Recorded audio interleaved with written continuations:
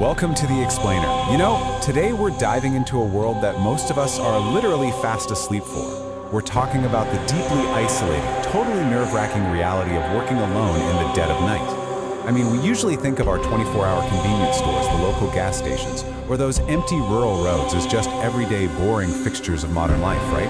But the second the sun goes down and the crowds disappear, the entire environment fundamentally changes. Suddenly, you're out there entirely alone, managing a space that is wide open to anyone wandering through the dark. It becomes a psychological test of endurance just as much as it is a job. And that really brings us to this chilling question. What is the true cost of the graveyard shift? To figure that out, we're going to dig into 4 very specific, grounded case studies drawn straight from the first-hand accounts of night shift workers. And listen, these aren't Hollywood scripts we're talking about. These are real, procedural accounts of totally ordinary people who suddenly found themselves completely isolated and forced to navigate sudden, extreme danger. We're going to break down the escalation of these encounters step by step. Okay, let's dive into this. Case 1, the retail stalker. Our first subject is a 22-year-old worker tasked with restocking a massive retail store in the middle of the night. It's the kind of quiet where the sliding front doors opening sound like a massive alarm going off. So our worker hears something fall a few aisles over, goes to check it out, and turns to find a man just staring, blankly. When the worker asks if he needs any help, the guy delivers this incredibly mundane line. "Could you just point me to the eggs?" Sounds harmless enough, right? But the mundane fractures really quickly here. The worker notes the man has a highly unusual face, described almost like a cartoon character with a protruding upper lip, but honestly, it's his behavior that really sets off the alarm bells. He completely blocks the worker's path. He starts firing off these deeply invasive personal questions. Do you go to parties? Do you have a girlfriend? Have you ever had a boyfriend? And then he makes uninvited physical contact, just placing a hand right on the worker's shoulder. The boundary is completely, 100% breached. And this brilliantly illustrates the creeping dread that sets in when you realize you're trying to de-escalate a situation, but you're actually trapped in your own workplace. The worker quickly retreats to the back storage room to hide, waiting a full 20 agonizing minutes, just praying the man will check out and leave. Thinking the coast is finally clear, the worker makes a quick jog to the employee bathroom.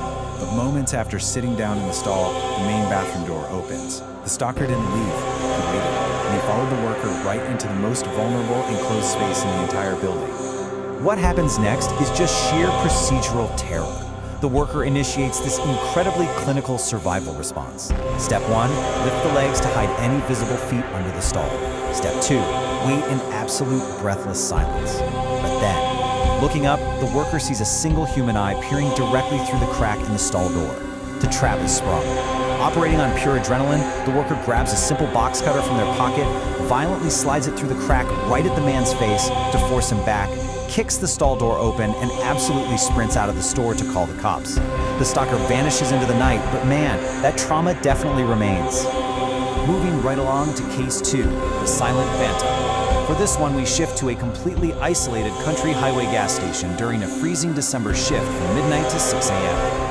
$5. $5.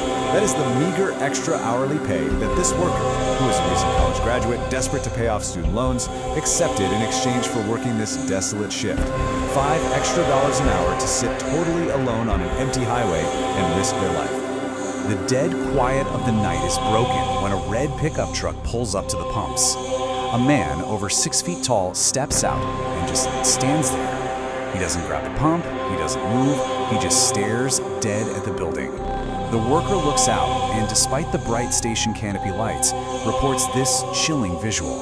All I could see in his face was still blackness.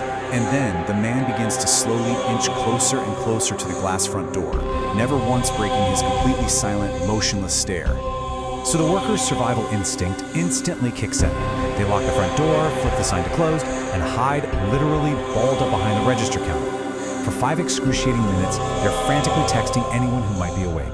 When they finally peek over the counter, the man is pressed right up against the glass. The worker calls 911, and while hiding, the silence is suddenly shattered by heavy, violent thumps. And we're not talking about innocent knocks to get attention. These were aggressive, terrifying thuds from a massive man actively trying to break down the door. He eventually gives up and peels out into the night just before the state troopers arrive, leaving the worker with a terrifying close call and, predictably, an immediate resignation letter. Let's look at case 3, the basement guest. This case introduces a profoundly disturbing psychological element at a rural 7-Eleven convenience store. It all starts with a worker encountering a young man just staring blindly at the ceiling, making loud yelling noises. Let's move to the timeline and see how this builds, because the escalation here is agonizing. It starts with that 10 p.m. in-store encounter. The worker initially felt some sympathy, assuming a mental disability, and eventually handed the guy some chips to coax him out. But 1 hour later, the store phone rings. The worker answers, and it's just the exact same loud yelling noises from the ceiling staring man. Now it feels like a targeted prank. The worker finishes up the shift, goes home, walks through their front door at 4 a.m., and instantly, their personal home phone rings. They pick it up and hear the exact same yelling noises. Sheer home invasion paranoia instantly sets in. Every single shadow in the house suddenly feels like a lethal threat. The worker tries to brush it off, until weeks later, when they finally go down into their own basement to check things out. Hidden in the closet, they find papers scattered everywhere. The numbers 7-Eleven written on the wall in permanent Sharpie, the exact address of the 7-Eleven store, the worker's own personal home address, and terrifyingly, a collection of various kitchen knives and a large pocket knife. This guy wasn't just some prankster. He had been silently living directly beneath the workers' feet in their own home for an unknown amount of time. Just let that sink in. Let's shift gears to our final case. Case 4, the crop field. Here we have a 9-year veteran of the police K-9 unit and their German Shepherd Sammy, investigating an open white van parked deep in some pitch-black crops. Sammy immediately goes crazy, pulling intensely toward the trunk. The officer opens it up and is instantly hit with a foul, horrifying smell. Inside that van, the officer counts exactly 7.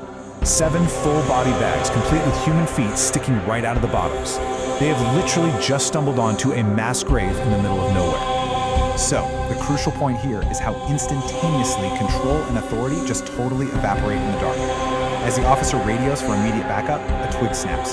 Sammy loses her mind. She rips the leash right out of the officer's hand and sprints into the dark, towering crops. The officer pulls their weapon, following the frantic barking into the pitch-black vegetation. But suddenly, Sammy stops barking. And then, there's movement, not just in front of them. There's rustling in literally all directions. They are completely surrounded by unseen threats hidden in the corn. The ambush happens in a matter of seconds. 2 arms suddenly wrap incredibly tightly around the officer's throat from behind. The officer is choking, unable to fight back, entirely convinced they are going to die right there. But at the very last second, Sammy lunges out of the dark and viciously bites the attacker's leg. The grip loosens just enough. The officer spins around and fires their weapon, shooting the man. At this point, pure panic completely takes over. The officer grabs Sammy, absolutely sprints back to the patrol car, and drives away as fast as possible to wait for backup. By the time the backup actually arrives, the white van is completely gone. To this day, the officer carries this incredibly heavy guilt for fleeing without getting the license plate, knowing they let a van full of killers slip right away into the night. Surviving the dark. When we step back and look at these 4 distinct case studies together, a retail worker, a gas station attendant, a convenience store clerk, and an armed police officer, a very clear unifying pattern emerges. The night shift systematically strips away all the psychological safety nets that we completely take for granted during the day. Now, what's really interesting about this slide is how it highlights the sheer transformation of space. Think about it. During the day, predictability and visibility are what keep us safe. There are witnesses everywhere. There's bright light. But the graveyard shift, it introduces sensory deprivation and total, complete isolation. An empty retail store isn't just a store anymore. It's a labyrinth where a stalker can easily corner you.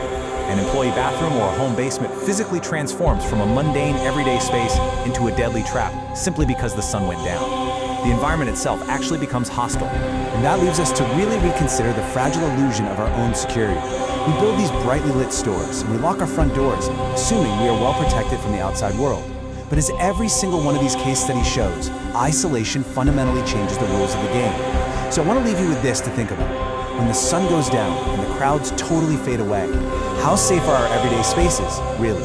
Thank you so much for joining me on This Explainer. And hey, stay vigilant out there.